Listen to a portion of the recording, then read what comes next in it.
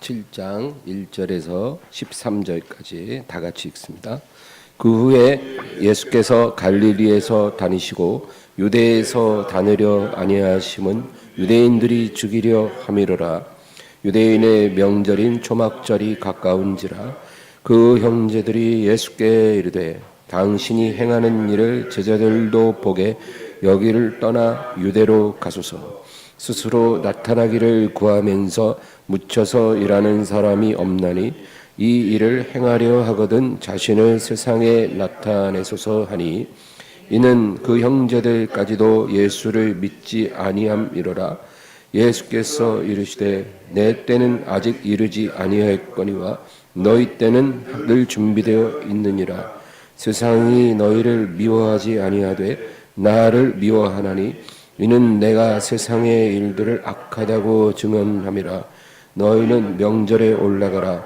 내 때가 아직 차지 못하였으니 나는 이 명절에 아직 올라가지 아니하노라. 이 말씀을 하시고 갈릴리에 머물러 계시니라. 그 형제들이 명절에 올라간 후에 자기도 올라가시되 나타내지 않고 은밀히 가시니라. 명절 중에 유대인들이 예수를 찾으면서 그가 어디 있느냐 하고 예수에 대하여 무리 중에서 수군거림이 많아 어떤 사람은 좋은 사람이라 하며 어떤 사람은 아니라 무리를 미워간다 하나, 그러나 유대인들을 함으로 드러나게 그에 대하여 말하는 자가 없더라. 아멘. 오늘 나의 때 너희의 때라는 제목으로 말씀을 나누겠습니다. 오늘 먼저 1절만 다시 한번 읽어보겠습니다. 그 후에 예수께서 갈릴리에서 다니시고 유대에서 다니려 아니하심은 유대인들이 죽이려 함이로라. 유대인들은 이제 예수님을 믿지 않을 뿐만 아니라 아예 예수님을 죽이려고 합니다. 그 이유가 뭐냐? 예수님이 행하신 어떤 표적 때문이 아니라 예수님의 입에서 나오는 자기 증언 때문입니다. 그러니까 예수님의 말 때문에 예수님을 죽이려 한다는 것입니다. 요한복음 10장 31부터 33절 읽겠습니다. 유대인들이 다시 돌을 들어 치려 하거든 예수께서 대답하시되 내가 아버지로 말미암아 여러 가지 선한 일로 너희에게 보였거늘 그 중에 어떤 일로 나를 돌로 치려 하느냐. 유대인들이 대답하되 선한 일로 말미암아 우리가 너를 돌로 치려는 것이 아니라 신성 모독으로 인하느니 네가 한 사람이 되어 자칭 하나님이라 함이로라. 그렇죠? 예수님이 뭐 병자 고치고 귀신 쫓아내고 뭐 오병이어의 기적 행하시고 그런 거는 오히려 백성들이 다 좋아하라는 것들입니다. 그런 일로 인해서 예수님을 죽이려는 게 아니라 예수님이 자기 스스로 말씀하기를 내가 하나님이라는 거죠. 하나님 아버지와 나는 하나다. 그렇게 말했기 때문입니다. 예수님은 하나님 아버지를 아빠라고 부르셨습니다. 마가복음 14장 36절 이르시되 아빠 아버지여 아버지께는 모든 것이 가능하오니 이 잔을 내게서 옮기시옵소서. 그러나 나의 원대로 마시옵고 아버지의 원대로 하옵소서 하시고. 이게 여러분 구약 성경에 보면은 이제 선지자들의 예언 중에 뭐 이스라엘은 하나님의 자녀다. 또 하나님이 이스라엘의 아버지가 되신다. 이런 말은 종종 나옵니다. 그래서 이스라엘 민족 전체와 하나님과의 관계가 부모 자식 간이라는 거죠. 그러나 한 개인이 하나님을 내 아버지, 심지어는 아빠 이렇게 부른다는 건 있을 수가 없는 일이에요. 어느 누구도 한 개인이 하나님을 내 아버지라고 부른 사람이 없습니다. 뭐 아브라함도 그랬고 모세도 그랬고 다윗도 그렇고 엘리야도 그렇고 누구도 하나님을 자기 아버지라고 부르지 않았습니다. 그러니까 예수님이 하나님을 내 아버지 이렇게 부른다는 건 정말 놀라 자빠질 일이죠. 엄청난 그는 뭐랄까 망령되고 신성 모독적인 교만한 말인 거죠. 특별히 이 아빠라는 말은요, 이게 아빠가요, 이게 아람어입니다. 아람어. 그래서 예수님 당시의 통용어입니다. 이 아람어로 아빠라는 것은 어린 자녀가 자기 아버지를 친근하게 부를 때 쓰는 표현이에요. 근데 참 공교롭죠. 우리말도 똑같잖아요. 우리도 아빠 그러잖아요, 아이들이. 근데 이스라엘 사람들도 어린이들이 자기 아버지를 친근하게 부를 때 아빠 그렇게 불렀습니다. 그래서 우리 한민족과 유대인 민족은 공통점이 너무나 많습니다. 그거 굉장히 연구해 볼 만한 주제입니다. 영어로는 이제 아버지가 father잖아요. 근데 이제 아이들이 아버지를 부를 때는 daddy 이렇게 부르죠. 근데 우리말은 아빠라고 그러죠. 이스라엘 사람들도 그 아빠라고 부릅니다. 근데 이 아빠라는 호칭을 하나님을 향해서 쓸 때는 이제 이게 완전히 신성 모독이 되는 것입니다. 용납할 수가 없는 거죠. 그러나 지금 저와 여러분은 우리가 예수님의 이제 영을 우리가 받았기 때문에 우리가 양자의 영을 받은 거예요. 그러니까 우리가 하나님의 양자가 돼서 입양된 거예요. 하나님의 친아들은 예수님 한 분밖에 없고, 그리고 우리는 예수 안에서 예수의 영을 받았기 때문에 이제 양자의 영을 받아서 우리도 하나님을 아버지라고 부르죠. 양자로 입양된 겁니다. 로마서 8장 15절. 너희는 다시 무서워하는 종의 영을 받지 아니하고 양자의 영을 받았으므로 우리가 아빠 아버지라고 부르짖느니라. 갈라디아 4장 6절. 너희가 아들임으로 하나님이 그 아들의 영을 우리 마음 가운데 보내사 아빠 아버지라 부르게 하셨느니라. 지금 우리는 하나님을 아빠 아버지라고 부르는 게 너무나 자연스럽죠. 근데 참 그거는 근데 놀라 자빠질 일이긴 해요. 지금 천사들도 아주 기이하게 여기는 겁니다. 왜냐하면 자기들도 하나님을 아빠 아버지라고 부를 수가 없거든요. 그들은 그냥 부리시는 영들입니다. 종들입니다. 천사들도 하나님을 아버지라고 못해요.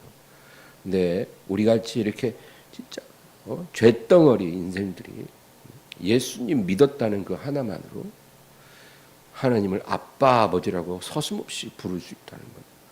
정말 천사들도 놀래고 마귀들도 놀래고 귀신들도 놀랄 일이. 그리고 예수님 당시에 유대인들도 예수님이 하나님을 아빠 아버지라고 부를 때 놀랐습니다.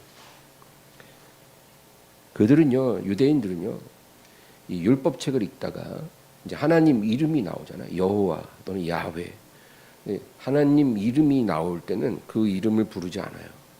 여호와께서 말씀하시기를, 그러면 그 부분을, 여호와라는 부분을 아도나이로 바꿨어요. 그 아도나이라는 말은 주님이란 뜻입니다. 주님. 그러니까 여호와께서가 아니라 주님께서, 이렇게 해서 하나님의 이름을 직접 부르지 않았어요.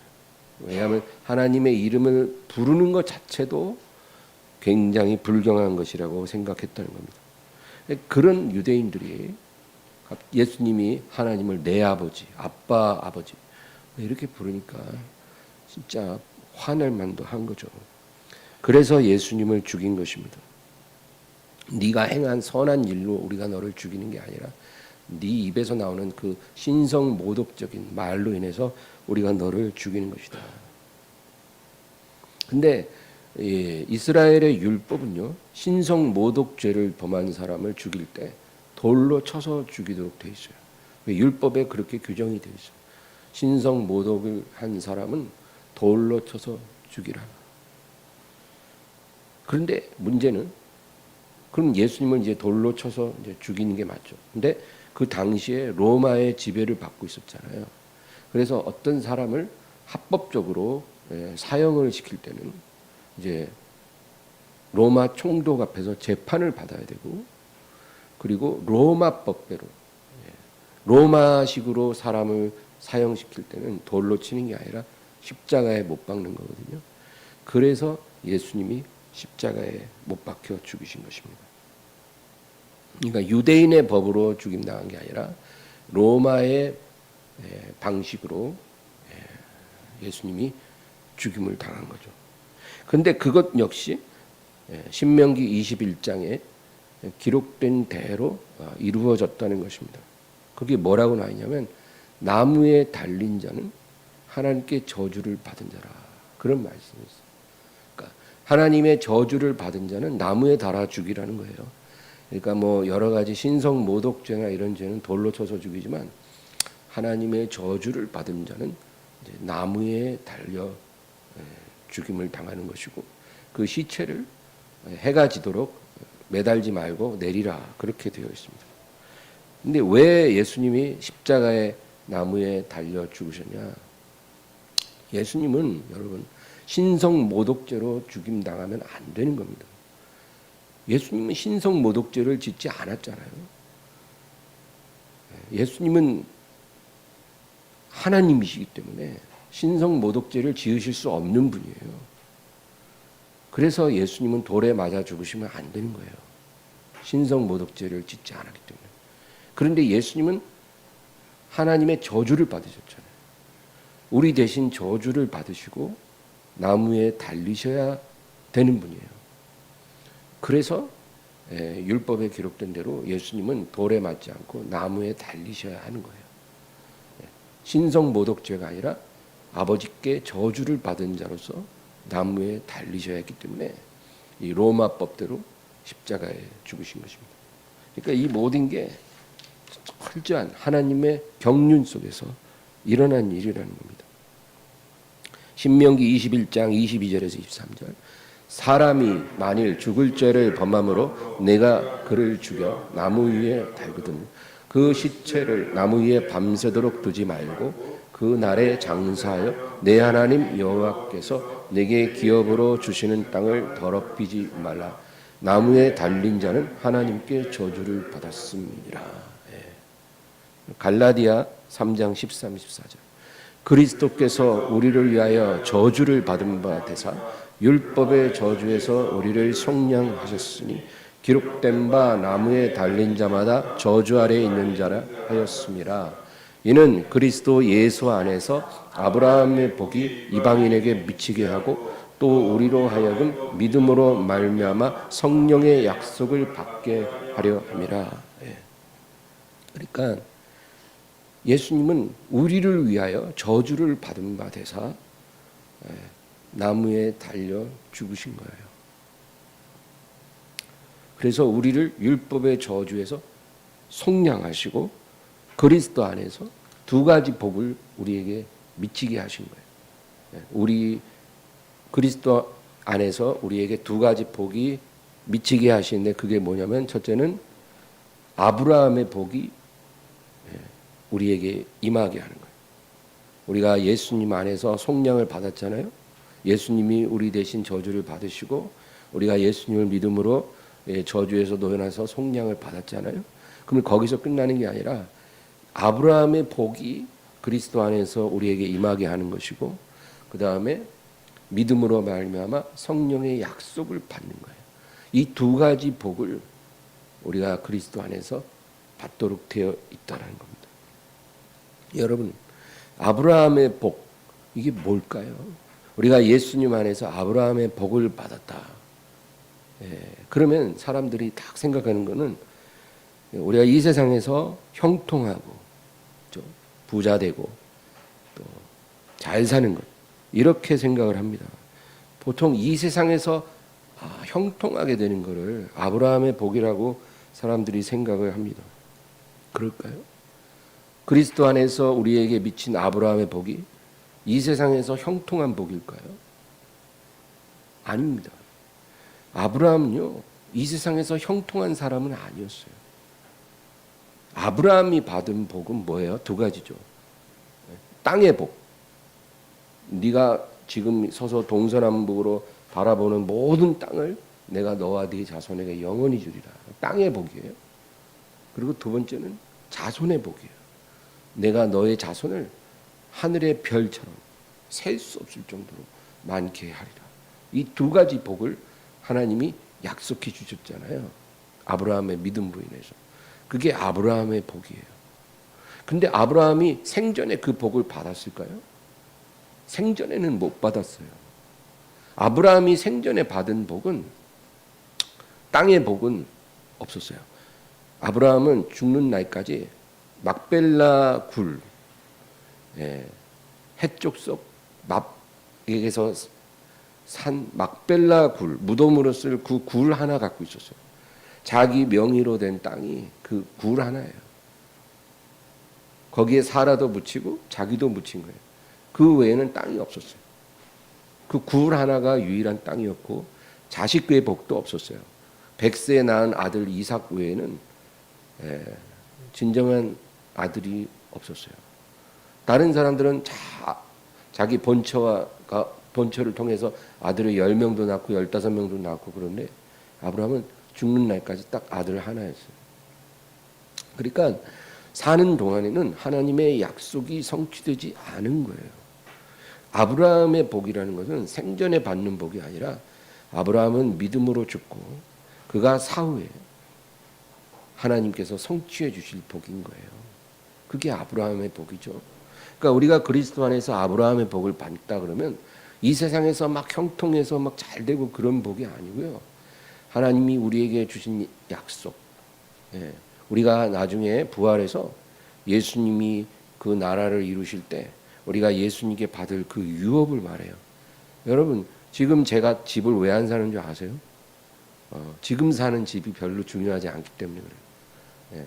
뭐 살면서 집도 사고 땅도 살 수 있죠. 그런데 그게 중요하지 않다는 거예요. 왜냐하면 세상이 새롭게 되고 예수님이 그 나라를 이루시면 그때는 모든 것이 다 리셋돼요.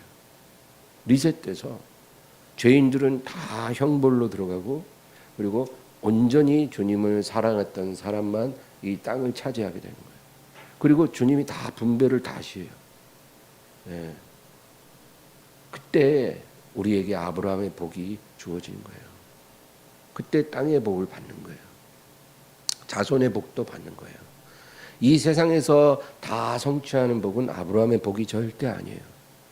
아브라함의 복은 주님이 그 나라를 이루실 때 비로소 성취되는 약속인 것입니다. 그렇다고 해서 우리가 이 세상에서 그러면 뭐 힘들게만 살아야 되는 건가요? 절대 그렇지 않아요. 아브라함이요, 비록 아들 하나에 굴 하나밖에 없었지만 아브라함이 가난하게 살진 않았어요. 아브라함은 굉장히 부유했어요. 그리고 종들도 많았어요. 재산도 많았어요. 아브라함은 절대 어디 가서 관세 받고 살지 않았어요. 그러니까 하나님이 우리에게 이 세상에서도 충분하게 복은 주세요. 절대 인색하지 않아요. 우리가 인색하지 않으면 하나님도 인색하지 않아요. 우리에게 풍성하게 주시는데 그 풍성하게 이 세상에서 받는 그것이 아브라함의 복이 아닙니다. 우리가 진짜 받을 복은 부활 후에 우리에게 성취될 것입니다. 아브라함처럼 우리도 믿음으로 부활을 기다리고 그 부활 이후에 주어질 아브라함의 복을 바라보는 거예요. 그 다음에 두 번째가 성령의 약속이잖아요. 예수님을 진실로 믿는 자. 어제 제가 설교한 것, 마음으로 믿어야 된다 했잖아요. 머리로 믿지 말고 마음으로 믿어야 된다. 예수님을 마음으로 믿는 자에게는 성령을 부어주십니다. 첫 번째는 믿음을 선물로 주시고 그 다음에는 성령을 선물로 주시는 거예요. 그래서 성령을 선물로 주시는 것은 이유가 있어요. 믿음을 선물로 주는 이유는 우리를 구원받게 하기 위함이죠. 성령을 선물로 주시는 이유는 우리를 성령으로 살게 하려고 성령을 주시는 거예요. 그러니까 믿음으로 구원만 받고 끝나는 게 아니고 성령을 주셔서 성령으로 살게 하는 거예요. 그게 성령의 약속이에요. 여러분, 대부분의 많은 사람들이 이제 믿음으로 구원만 받으면 됐다고 생각해요. 그리고는 그냥 돈이나 좀 많이 벌었으면 좋겠다. 그렇게 생각해요. 그게 하나님이 원하는 모습이 아니에요. 믿음으로 구원받은 자는 반드시 성령을 통해서 성령으로 살아야 해요. 성령으로 살고 성령으로 행하고 성령으로 말하고 성령으로 기도해요. 제가 매일 아침 저녁 기도할 때 제가 늘 이불에 딱 외우다시피 하는 기도 말 중에 하나가 내가 성령으로 살고 성령으로 행하고 성령으로 기도하고 성령으로 말하게 해주세요. 제가 늘 기도해요. 그렇게 살면 그게 성령의 약속을 받은 삶이에요. 우리가 그렇게 살게 하시는 게 우리를 부르신 하나님의 뜻이에요. 목사만 그렇게 사는 게 아니라 모든 크리스찬들이 그렇게 살도록 하나님이 우리를 부르신 거예요. 그러니까 우리가 그렇게 못 살고 있으면 지금 하나님이 우리에게 주시려고 하는 복을 우리는 다 못 받은 거예요. 아직. 우리가 진짜 사모하고 받을 복이 그 복이에요. 돈 많고 그런 게 중요한 복이 아니라 돈은 쓸 만큼 주시니까 구할 필요도 없어요. 성령으로 살고 성령으로 행하고 성령으로 기도하고 성령으로 말하는 거예요. 갈라디아서 5장 25절 만일 우리가 성령으로 살면 또한 성령으로 행할지니 아멘. 갈라디아 5장 16절 내가 이르노니 너희는 성령을 따라 행하라 그리하면 육체의 욕심을 이루지 아니하리라. 우리가 성령을 따라 행하지 않으면 우리는 육체의 유혹을 못 이겨요. 우리 안에 이 죄성이 너무 강해서 육체의 유혹이 올 때 우리가 이기지 못해요. 근데 성령을 따라 행하는 삶을 우리가 사는 법을 배우면 이 육체의 유혹을 이길 수가 있어요. 그리고 반드시 필요한 거예요. 이건 옵션이 아니에요. 여러분. 필수예요. 유다서 1장 20절 사랑하는 자들아 너희는 너희의 지극히 거룩한 믿음 위에 자신을 세우며 성령으로 기도하라. 그냥 내 마음대로 내가 욕심대로 이렇게 막 구할 것만 막 그냥 집중해서 구하고 이런 게 아니라 성령의 인도하심을 따라 기도해야 돼요. 기도할 때도. 그게 말로 하는 기도든 방언으로 하는 기도든 간에 성령의 이끄심을 따라 기도해야 돼요. 그래서 그 기도의 흐름을 한번 우리가 딱 타는 법을 배우면 기도 30분 금방 가요. 1시간도 쉽게 가요. 그렇게 기도해야 된다. 마가복음 13장 11절 사람들이 너희를 끌어다가 넘겨줄 때 무슨 말을 할까 미리 염려하지 말고 무엇이든지 그때 너희에게 주시는 그 말을 하라.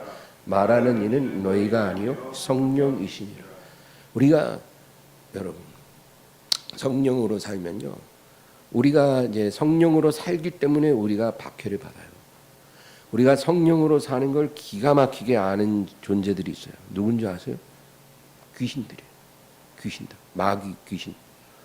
이것들은 영적인 존재이기 때문에 성령으로 사는 사람 기가 막히게 알아요.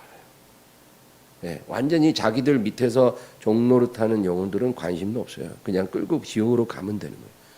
근데 성령으로 사는 하나님의 거룩한 백성들을 알아보고 그거를 아주 시기하고 미워합니다. 그래서 그들이 우리를 핍박합니다.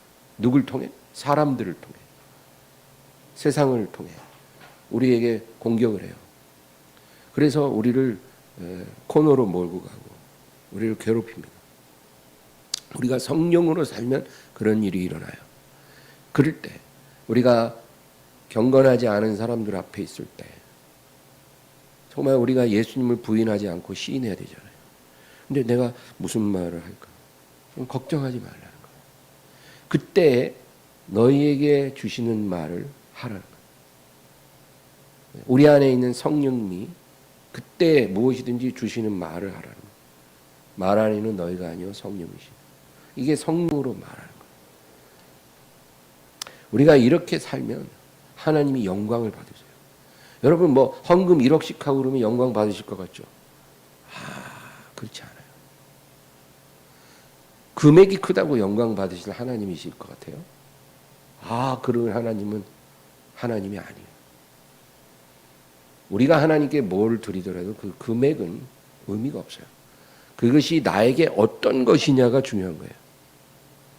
뭘 드리더라도 나에게 그것이 너무나 소중한 것일 때 그것이 드려지고 믿음으로 드려지면 영광 받으시는 거고 그냥 불의한 삶을 살면서 100억, 200억 번 사람이 1억 헌금? 하나님 눈꽃만큼도 영광 못 받으세요. 우리가 하나님께 영광을 돌리는 것은 하나님께 뭘 드려서 돌리는 게 아니고 우리가 하나님이 원하시는 삶을 살아갈 때 영광이 되는 거예요. 그게 어떻게 살아야 돼요? 성령으로 사는 거예요. 성령으로 살면 뭐 겉으로 볼 땐 특별한 게 없어도 하나님이 영광 받으십니다. 예. 여러분 이걸 믿으시기 바라요. 성령으로 사는 게 뭔지를 모르면서 그냥 교회만 많이 오고 많은 일에 막 그냥 막 정신없이 일해. 무슨 행사가 끝도 없어. 그러면서 막 서로 서운해하고 섭섭해하고 싸우고 다투고 찢지고 볶고 그러고 뭐 이번에 적금 타는데 내가 헌금 얼마 한다고 그러고. 근데 그게요 그렇게 중요한 게 아니라는 거예요. 그런 건 별 의미가 없다는 거예요. 그런 것보다도 하나님이 우리에게 원하는 것은 성령으로 살 때 하나님이 영광을 받으신다. 이제 본문 2절에서 5절 읽겠습니다. 유대인의 명절인 초막절이 가까운지라 그 형제들이 예수께 이르되 당신이 행하는 일을 제자들도 보게 여기를 떠나 유대로 가소서 스스로 나타나기를 구하면서 묻혀서 일하는 사람이 없나니 그 일을 행하려 하거든 자신을 세상에 나타내소서 하니 이는 그 형제들까지도 예수를 믿지 아니함이로라. 하루는 이제 예수님이 유대인들로 인해서 유대로 가지 않고 주로 갈릴리에 계속 머무시는 거죠. 근데 이제 초막절이 다가와요. 유대인들은 아주 중요한 명절이 세 개가 있어요. 유월절, 오순절, 초막절. 이 세 명절은 모든 유대인들이 다 잘 지켜야 돼요. 그리고 한 명절마다 일주일씩 그 기간이 있어요. 그래서 봄에는 유월절과 오순절을 지키고 가을에는 초막절을 지키죠. 근데 이제 초막절이 이제 가까이 옵니다. 그러니까 예수님의 형제들, 동생들이죠. 요셉과 마리아를 통해 자연 출생한 예수님의 동생들. 그 동생들 중에 이제 야고보는 초대교회 지도자가 됐죠. 그래서 야고보서를 기록했어요. 동생 야고보예요. 제자 야고보가 아니고 동생 야고보가 야고보서를 기록했어요. 그리고 동생 유다가 유다서를 기록했어요. 그러니까 예수님의 동생들도 아주 귀하게 쓰임을 받았죠. 나중에는. 그러나 이때까지만 해도 예수님의 동생들에게는 믿음이 없었어요. 자기 형인 예수를 믿지 않았어요. 그래서 이 동생들이 찾아와서 예수님께 말합니다. 형님, 형님이라 그랬을 수도 있어요. 형님, 아니 왜 유대로 안 가고 예루살렘에 안 올라가시고 왜 이 시골 갈릴리에서만 계십니까? 지금 이 갈릴리에 있으면 무슨 일이 일어나겠습니까? 그러니까 형님 예루살렘에 가서 거기서 일하세요. 그러면 형님이 행하시는 이 기적들을 보고 얼마나 많은 추종자들이 형님을 따르겠습니까? 큰 뜻을 품고 묻혀 지내는 사람이 없지 않습니까? 형님이 뜻을 이루려면 큰 물로 가십시오. 왜 여기 시골에만 계십니까? 이제 이렇게 동생들이 말을 했다는 거예요. 그런데 5절 보세요. 이는 그 형제들까지도 예수를 믿지 아니함이로라. 그러니까 형님을 생각해서 그렇게 말하는 게 아니고 믿지 않았기 때문에 그런 말을 한다는 겁니다. 여러분, 믿지 않는 사람은 반드시 시험하게 됩니다. 우리가 예수님을 제대로 믿든지 만약에 제대로 안 믿게 되면 예수님을 시험하게 됩니다. 믿는 사람은 인내하고 순종하죠. 믿기 때문에 시련이 와도 인내할 수가 있고 믿기 때문에 또 말씀에 순종할 수가 있는 거예요. 그러니까 그게 다 믿음에서 나오는 거예요. 믿는 사람은 어려움이 와도 견딥니다. 믿으니까 견뎌지는 거예요. 근데 믿음이 없으면 못 견뎌요. 잘 풀리면 괜찮죠. 근데 안 풀리면 못 견뎌요. 그래서 별일 없을 때는 교회 잘 나오다가 뭔가 잘 안 풀리고 괴로움이 오면 교회랑 멀어지는 사람들이 얼마나 많아요. 왜 그래요? 믿음이 없었기 때문이에요. 믿음이 있었는데 없어진 게 아니고 원래 없었어요. 그러니까 안 풀리니까 못 견디는 거예요. 그리고 믿음 있는 사람은 순종하죠.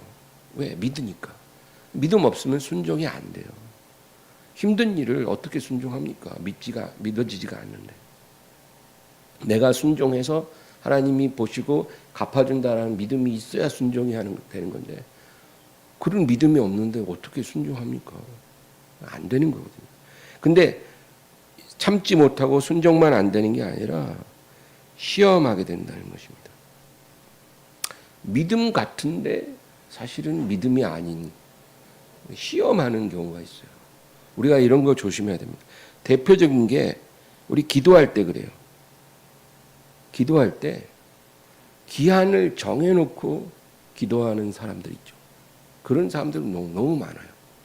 내가 언제까지 기도하려니까 언제까지 응답해 주세요. 이런 식으로 기도하는 거예요.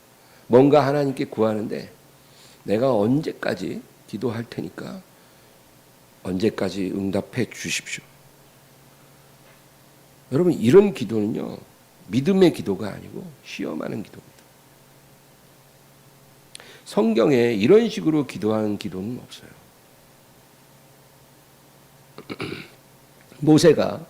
모세가 하나님이 올라오라 해갖고 시내산에 올라갔잖아요. 올라가서 물도 마시지 않고 밥도 안 먹고 40일 만에 내려왔어요. 근데 모세가 올라갈 때는 그냥 하나님이 올라오라 해서 기약 없이 올라간 거예요. 내가 올라갔다가 며칠 만에 내려올지 모세도 몰라요. 그냥 하나님이 올라오라 그랬으니까 올라간 거예요. 그런데 40일째 됐을 때 하나님이 내려가라 해서 내려온 거지 미리 알고 올라간 게 아니에요. 만약에 하나님이 더 있으라 했으면 더 있어야 되는 거예요.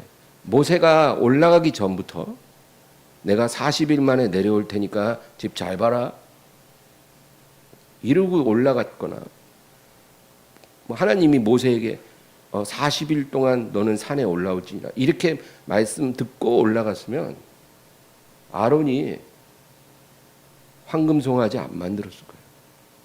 40일 지나면 내려오는데 왜 그거를 못 기다리겠어요? 그렇죠?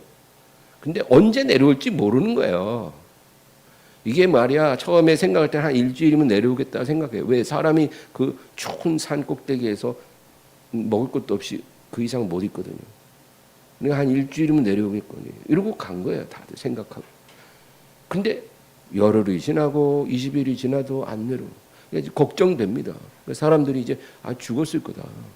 이렇게 살 수가 없다. 30일 지나도 안 내려오고 확실히 죽었다.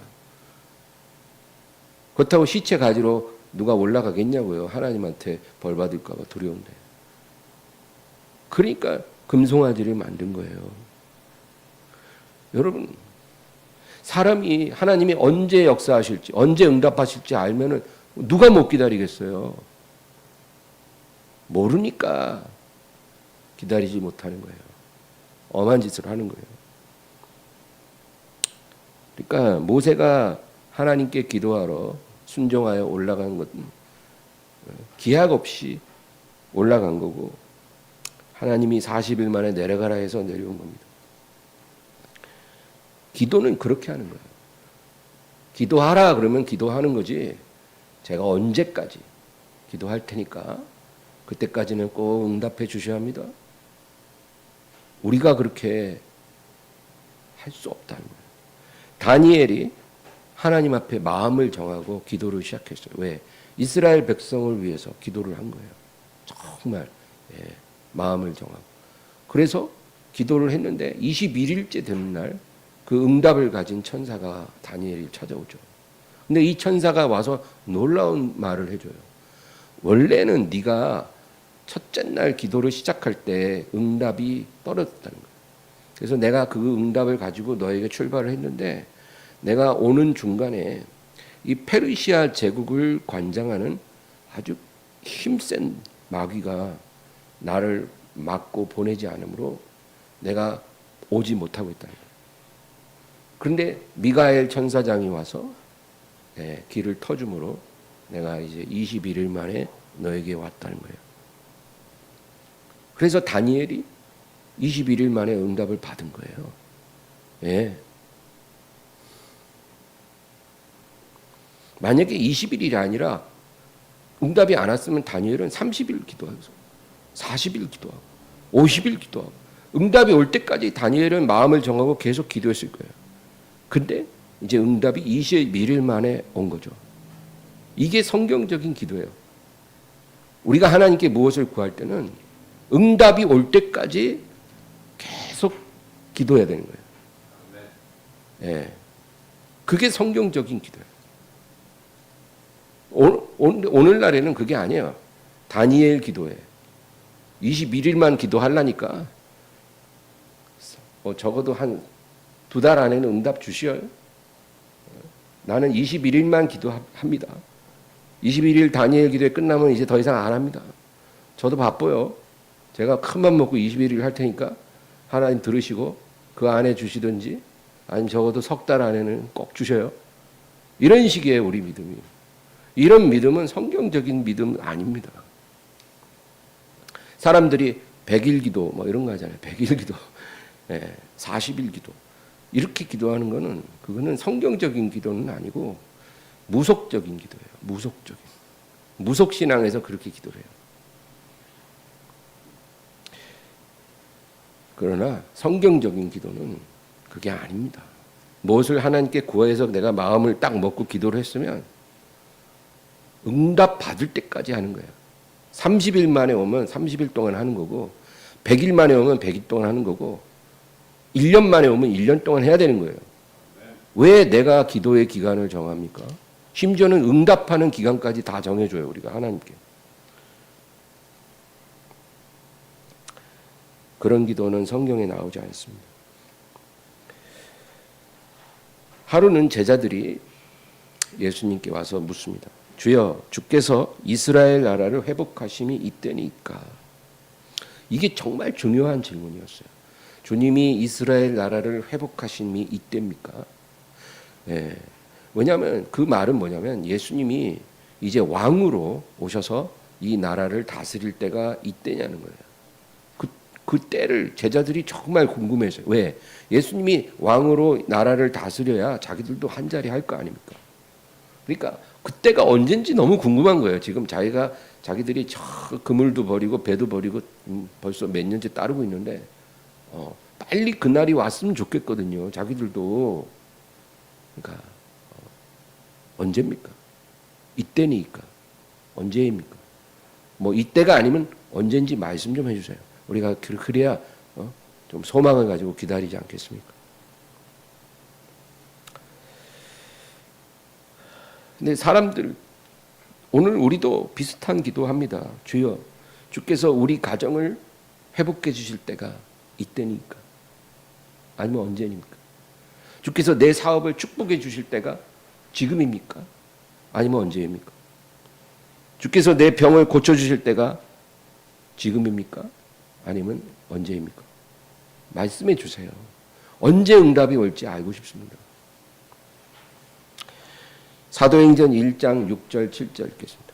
그들이 모였을 때 예수께 여쭈어 이르되 주께서 이스라엘 나라를 회복하심이 이때니까 하니 이르시되 때와 시기는 아버지께서 자기의 권한에 두셨으니 너희가 알 바 아니오. 너희가 구하는 것이 너희가 바라는 것이 언제 이루어지는 것, 언제 응답이 되는 것은 아버지의 고유한 권한이라는 거예요. 하나님 아버지의 고유한 권한이니 너희가 알 바 아니다. 그 때를 알려고 하지 말라는 거예요. 응답이 언제 될지 그 때를 알려고 하지 말라는 거예요. 이게 여러분 우리의 모든 기도에 다 적용이 되는 거예요. 내 병이 언제 고쳐질지, 내 사업이 언제 일어설지, 우리 가정이 언제 회복될지, 우리 자녀들이 언제 구원받을지, 이 모든 것들 알고 싶죠. 근데 그 때를 우리가 알 필요가 없다는 것입니다. 그 다음 8절. 오직 성령이 너희에게 임하시면 너희가 권능을 받고 예루살렘과 온 유대와 사마리아와 땅끝까지 이르러 내 증인이 되리라 하시니라. 그러니까 주님은 때를 알려고 하지 말고 너희가 신경 쓸 건 뭐냐? 오직 성령이 너희에게 임하도록 하라는 거예요. 성령이 임하도록 하라. 예, 성령의 약속이 이루어지게 하라. 그러니까 아까 말한 것처럼 성령으로 살고 성령으로 행하고 성령으로 기도하고 성령으로 말하고 너희가 그렇게 살라는 거예요. 그리고 그의 나라와 의를 먼저 구하고 내 증인이 되라. 땅끝까지 끝날까지 내 증인의 삶을 살아라. 이거를 제자들에게 당부하신 거예요. 이걸 예수님도 지금 우리에게 말씀하신 거예요. 뭐 응답의 때가 언제인지 궁금해하지 말고 성령으로 살고 그리고 내 뜻을 구하고 내 나라와 의를 구하고 나의 증인이 되는 삶을 살아라. 하루하루 너희가 그렇게 살면 그것이 너희가 해야 할 일이다. 너희가 그렇게 살면 아버지께서 너희를 통해 영광을 받으실 것이고 너희를 통해 이루어질 모든 일들을 차질 없이 다 이루실 것이다. 그 얘기예요. 오늘 본문 6절 보겠습니다. 예수께서 이르시되 내 때는 아직 이르지 아니하였거니와 너희 때는 늘 준비되어 있느니라. 내 때는 아직 이르지 않았지만 너희 때는 늘 준비되어 있다. 여기서 때라는 말 참 중요한 말이에요. 때, 이건 이제 시간이라는 뜻이죠. 근데 헬라어로 이 시간이라는 단어는 두 가지가 있어요. 여러분 들어보셨을 거지만 크로노스와 이 카이로스, 크로노스와 카이로스 이 두 단어가 헬라어에서 시간을 의미합니다. 근데 크로노스는 뭐냐면은 자연스럽게 흘러가는 객관적인 시간을 말해요. 그러니까 우리가 알고 있는 일반적인 객관적인 시간이에요. 하루에 24시간이잖아요. 그 24시간이 흘러오면 그 다음 하루 또 24시간이 시작되죠. 그렇죠? 낮이 지나면 밤이 오고 밤이 지나면 또 낮이 오고 그런 시간이에요. 겨울 지나면 봄이 오고 봄 지나면 여름 오고 이런 객관적으로 흘러가는 그런 시간. 이게 크로노스라고 합니다. 그런데 카이로스라고 하는 것이 있어요. 그것은 이 객관적인 시간 속에서 어떤 사건이 발생하고 어떤 응답이 이루어지는 바로 그 시간, 그 때를 말할 때는 헬라어에서 카이로스라는 단어를 써요. 신약 성경이 헬라어로 되어 있잖아요. 때라는 단어가 어떤 때는 크로노스가 사용되고 어떤 때는 카이로스가 사용되죠. 특별히 이 카이로스라는 단어가 중요합니다. 크로노스는 우리말로 번역하면 세월이에요. 세월. 그러니까 세월이 흘러가는 거죠. 그런데 그 흘러가는 세월 속에 카이로스가 있다는 거예요. 무엇이 이루어지는 때, 무엇이 발생하는 그 때가 있을 때 그거를 카이로스라는 단어를 써요. 여러분 하나님 말씀 그러면 두 가지가 있다 그랬잖아요. 헬라어로 로고스와 레마. 그래서 로고스는 기록된 말씀, 기록된 성경, 이게 로고스예요. 근데 레마는 뭐예요? 그 기록된 성경을 우리가 읽을 때 그 중에 어떤 말씀이 하나님의 음성으로 들려요. 기록된 말씀이 하나님의 음성으로 어떤 구절이 탁 내게 들릴 때, 내게 말씀하시는 음성으로 들릴 때 그것이 레마라고 했잖아요. 그래서 하나님 말씀도 이 두 가지 차원이 헬라어에 있듯이 시간, 때도 크로노스와 카이로스가 있다. 근데 이 카이로스에 대해서 전도서 3장에는 이런 말씀들이 나와요. 전도서 3장 1절에서 8절.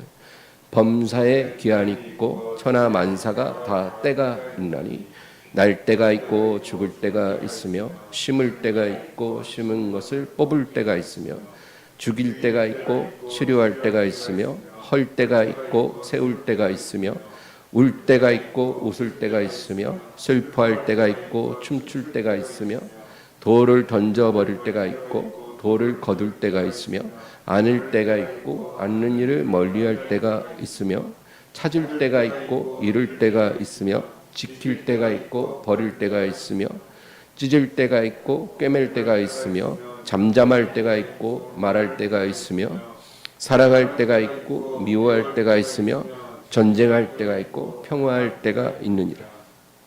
지금 주님이 때와 기한은 아버지께서 자기의 고유 권한에 두셨다 그랬잖아요. 그 때는 카이로스죠.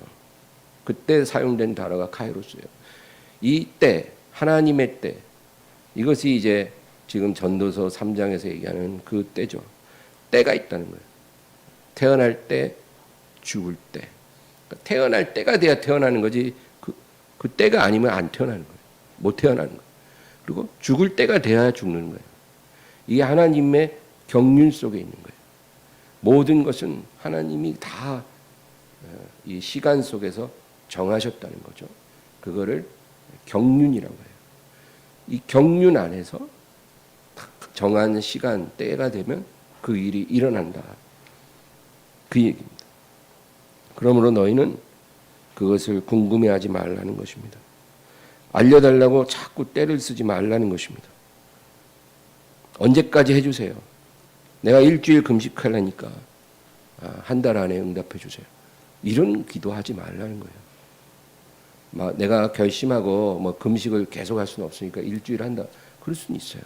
귀한데 그렇게 기도는 하지만 본질적으로 기도는 응답될 때까지 하는 거예요.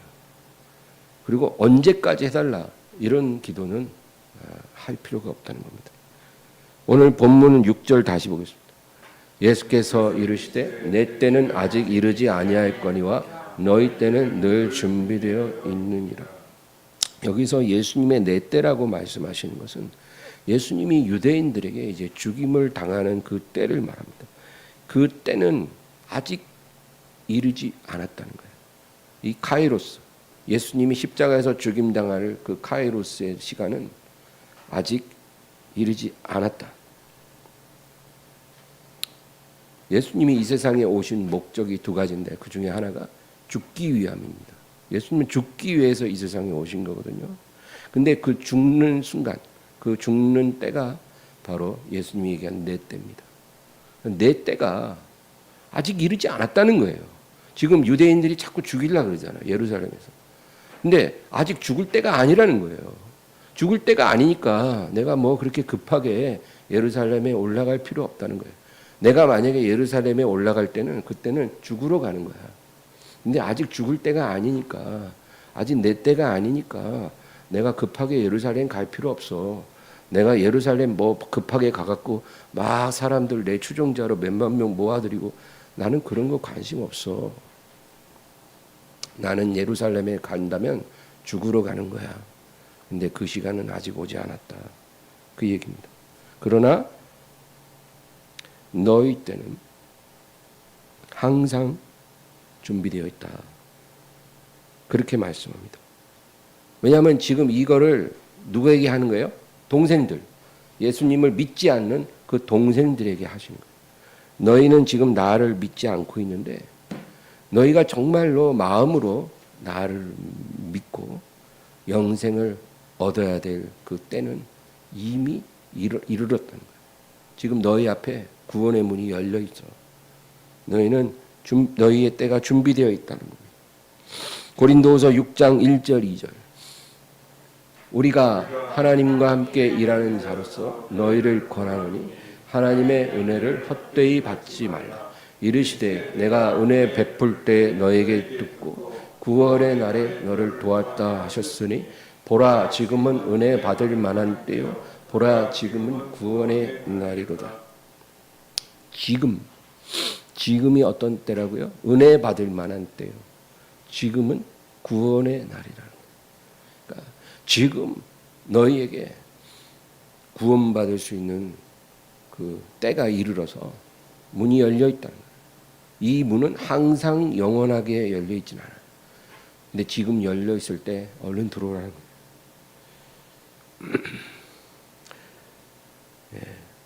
여러분, 그 문은 닫힙니다. 그 문이 한 번 닫히면 두 번 안 열려요. 그러니까 사람들이 그걸 모르는 거예요. 지금 이 문이 열려 있는지도 몰라요. 열려 있는지도 모르는데 어떻게 들어옵니까? 그리고 다시 닫힌다는 것도 몰라요. 우리는 알아요. 하나님 말씀을 통해서 성령이 가르쳐 주시니까. 그러니까 아직 열려 있을 때, 닫히기 전에 우리는 당연히 들어와 있지만 아직도 못 들어온 사람들을 인도해야 할 책임이 있는 것입니다. 이사야 55장 6절. 너희는 여호와를 만날 만한 때에 부르라. 가까이 계실 때에 그를 부르라. 이것도 같은 말이에요. 때가 있다는 거예요. 하나님을 만날 만한 때, 가까이 계실 때, 이게 다 카이로스예요. 그때에 너를 하나님을 부르라. 그때 불러야 하나님 만날 수 있는 거예요. 그때 나와야 하나님을 만나는 거예요. 아무 때나 만나고 싶다고 나온다고 되는 게 아니에요. 여러분, 그 삭개오가 그 평생 죄 가운데 살던 돈 받기 모르던 그 돈벌레 같은 삭개오가 이제 구원을 받아야 되는데, 뭐 아무 때나 뽕나무 위에 올라간다고 구원 받습니까? 미쳤다 그러지. 근데 예수님이 그 앞을 지나갈 때 뽕나무 위에 올라갔다는 거예요. 예수님이 가까이 계실 때 예수님을 보려고 뽕나무 위에 올라갔기 때문에 삭개오가 구원을 받을 수가 있었던 거예요.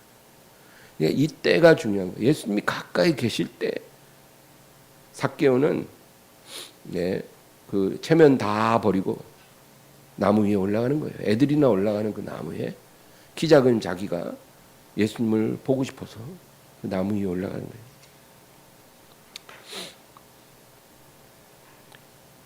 거예요. 12년 혈루병이 나은 여자도 마찬가지죠. 그 여자는 그 병이 너무 고통스러워서 모든 돈을 다 썼어요. 모든 병원 의사 다 찾아갔어요. 약 다 먹었어요. 근데 돈만 쓰고 몸은 더 안 좋아졌어요. 이제 마지막이다 생각하고 예수님을 만나기 위해 간 거예요. 예수님이 이제 가까이 오실 때 사력을 다해서 예수님께 나아가 그 옷자락을 만졌어요. 그리고 구원을 받은 거예요. 예, 이거예요. 소경거지 바디메오. 나면서 눈이 먼 사람이에요. 그리고 거지예요. 근데 그가 자기 운명을 바꿀 시간이 됐어요. 나사렛 예수가 가까이 온다는 걸 알게 됐어요. 그 자기가 구걸하고 있는 그 자리, 그 앞을 나사렛 예수가 지나간다는 거예요. 그리고 이제 예수님이 가까이 왔다는 것을 알게 됐어요. 왜? 이 소경들은 그 감각이 굉장히 예민하거든요. 소리만으로도 다 알아요. 예수님이 딱 가까이 왔고 이제 자기가 소리 지르면 들을 수 있는 거리에 왔을 때 나사렛 예수야, 나를 불쌍히 여기소서, 나를 살려주소서, 나를 구원하소서, 막 미친놈처럼 소리를 질러요. 그러니까 사람들이 갑자기 놀라, 야 조용히 안 해? 이 거지 새끼가 막 하면서 막 말리는데도 신경 안 써요. 나사렛 예수여, 나를 좀 살려주소서. 그러니까 예수님이 딱 가던 길을 멈추고 네가 무엇을 원하느냐? 예, 보기를 원합니다. 내 믿음대로 될지어다. 예, 그거예요. 성경에 있는 이야기들 보세요. 그냥 아무 때나 구원받은 게 아니에요. 만날 만할 때 찾고 가까이 계실 때 그를 부른 거예요. 이 죄인 여자 있잖아요. 죄인 여자. 이 여자가요. 그렇게 사람들에게 멸시받는 여자예요. 그 씻을 수가 없는 거예요. 과거를. 예. 지금은 신분 세탁 샥 하고 어디 이사 가고 딴 데서 살면은 뭐 과거에 내가 화류교에서 몇십 년간 일을 하고 그렇게 비천한 인생이었다 해도 어디 저기 먼 지방에 가고 싹 이제 모른 척하고 살아면 누가 알겠어요. 그러나 예수님 당시는 그럴 수가 없었어요. 그러니까 과거가 지저분한 여자는 씻을 수가 없어요. 그냥 그렇게 살다 죽어야 돼요. 근데 이 여자는 정말로 새로워지고 싶었어요. 근데 예수님이 자기 마을에 오신 거예요. 그리고 한 바리새인 시몬의 집에서 식사를 하신 거예요. 내가 지금 예수님께 안 나가면 예수님 만날 기회가 다시 안 온다는 것을 느꼈어요. 그래서 어떻게 해요? 자기가 갖고 있는 가장 귀한 향유 옥합을 가지고 예수님께 나아간 거예요. 담대히. 사람들이 뭐라고 하든 상관없어요. 그리고 예수님의 발 앞에 엎드려 눈물 흘리고 입 맞추고 머리털로 닦고 향유를 부어드려요. 그렇게 그 한 번 찾아온 기회, 예수님이 자기에게 제일 가까이 오신 기회를 놓치지 않았어요. 그래서 예수님이 뭐라 그래요? 여자여, 내가 내 죄가 깨끗함을 받았느니라. 평안히 가라.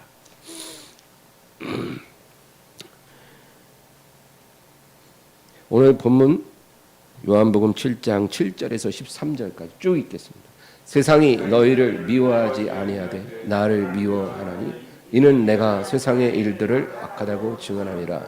너희는 명절에 올라가라. 내 때가 아직 차지 못하였으니 나는 이 명절에 아직 올라가지 아니하노라. 이 말씀을 하시고 갈릴리에 머물러 계시니라. 그 형제들이 명절에 올라간 후에 자기도 올라가시되 나타내지 않고 은밀히 가시니라. 명절 중에 유대인들이 예수를 찾으면서 그가 어디 있느냐 하고 예수에 대하여 무리 중에서 수군거림이 많아 어떤 사람은 좋은 사람이라 하며 어떤 사람은 아니라 무리를 미혹한다 하나 그러나 유대인들을 두려워함으로 드러나게 그에게 대하여 말하는 자가 없더라. 예수님은 명절 처음에는 예루살렘에 올라가지 않겠다고 했습니다. 그리고 중간쯤 돼서 아주 은밀하게 올라가십니다. 예수님이 이렇게 은밀하게 행동하신 이유는 아직 내 때가 되지 않았다는 거예요. 그러니까 예수님은 이제 죽으러 가실 때만 드러내놓고 들어가시는 거예요. 그래서 마지막 6월절 예수님이 이제 잡혀서 죽임을 당하실 때는 나귀 새끼에 딱 올라타서 호산나 다윗의 자손으로 오시는 자여, 사람들의 그 환호성 속에 예수님이 예루살렘에 들어가죠. 그는 예수님이 이 세상에 왕으로 오셨다는 것을 사람들에게 드러내기 위한 거예요. 그렇게 해서 왕으로 오셨으나 자기 백성에게 환영받지 못하고 죽임을 당하시러 올 거죠. 그런데 이제 예수님이 아직 죽을 때가 아닌 거예요, 지금은. 그러니까 그렇게 요란하게 들어가면 안 되는 거예요. 그래서 예수님이 중간쯤 은밀하게 예루살렘에 올라가신 것입니다. 근데 그 초막절 명절 때 예루살렘에 이제 사방에서 유대인들이 왔잖아요. 명절을 지키러. 그들이 와서 화제를 이제 밥 먹고 이야기하고 할 때 화제거리는 단연 나사렛 예수예요. 이 나사렛 예수가 지금 뭐 아주 사람들의 관심사예요. 이 사람이 이번 명절에 예루살렘에 올까? 안 올까? 어딨나? 그리고 이 나사렛 예수는 과연 누구냐? 막 이런 것들이 그들의 관심사였어요. 어떤 사람은 그는 좋은 사람이라. 또 어떤 사람은 아니야, 나쁜 사람이야. 그는 무리를 미혹하는 사람이야. 이렇게 또 막 갑론을박을 하는데, 그러나 이 예루살렘에 주도적인 힘을 갖고 있는 바리새인들과 제사장들이 다 예수를 신성모독으로 이제 죽이려고 하잖아요. 그러고 있으니까 사람들이 드러내놓고 예수님을 이제 좋은 사람이라고 말하지는 않는 거예요. 지금 분위기가 그런 거예요.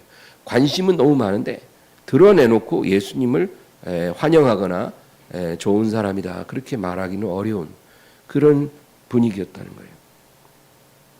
여러분, 예수님이 누구십니까? 예루살렘에 모인 사람들은 좋은 사람이다 또는 나쁜 사람이다. 근데 만약에 이 예수님 누군가라는 그 질문이 객관식 문제라면 1번 좋은 사람, 2번 나쁜 사람, 이렇게 두 개만 있으면 우리는 어떤 거를 찍어야 돼요? 아마도 1번을 찍는 게 정답에 가깝겠죠. 그런데 그게 정답입니까? 만약에 어떤 사람이 예수님은 좋은 사람, 훌륭한 사람 그렇게 믿고 있다면 그 믿음이 그 사람을 구원할 수 있을까요? 그런 믿음으로는 구원 못 받아요. 예수님을 좋은 사람이라고 알고 믿어도 그 믿음으로 구원 못 받는다는 거예요. 구원을 받으려면 예수님이 누군지를 정확하게 알아야 구원을 받는 거지. 그냥 좋은 사람, 훌륭하신 분, 이렇게 막연히 믿고 교회만 왔다 갔다 하면 구원 받는 게 아니에요. 그래서 성경 공부해야 되고 진리의 말씀, 복음은 진리를 배워야 해요. 예수님이 누군지를 분명히 알고 그분을 믿어야 구원을 받는 겁니다. 아까도 제가 예수님이 이 세상에 오신 목적이 두 가지가 있다고 그랬죠. 첫 번째는 죄인들을 위해 십자가에 죽으시기 위해 오신 거예요. 두 번째는 자기가 누구인지 세상에 알리기 위해 오신 거예요. 자기를 세상에 드러내고 알려주기 위해 예수님이 오신 거예요. 이게 정말 중요합니다. 만약에 예수님이 누구인지를 사람들이 모른다면 예수님이 십자가에 죽은 게 무슨 의미가 있겠어요? 예수님이 누군지를 모르는데 십자가에 죽었다고 해도 예수님을 믿을 수가 있겠습니까? 또 믿는다고 해도 그 믿음으로 구원 받겠습니까? 누구인지 알고 십자가를 바라봐야 구원을 받는 거예요. 그래서 예수님은 죽기 전에 3년 반 동안은 철저하게 자기가 누구인지를 증언하신 거예요. 나는 세상의 생명의 떡이니라. 나는 마르지 않은 생수니라. 나는 이 세상의 빛이니라. 나는 길이고 진리고 생명이고 나는 선한 목자. 나는 양의 묵이고 나는 포도나무고 나는 부활이요 생명이니라. 나는 누구다. 너희가 내 살을 받아 먹고 내 피를 받아 마시면 영생을 얻으리라. 나와 내 아버지는 하나이니라. 예수님 계속 그렇게 자기를 증언하신 거예요. 사람들이 자기가 누구인지를 알아야 되니까.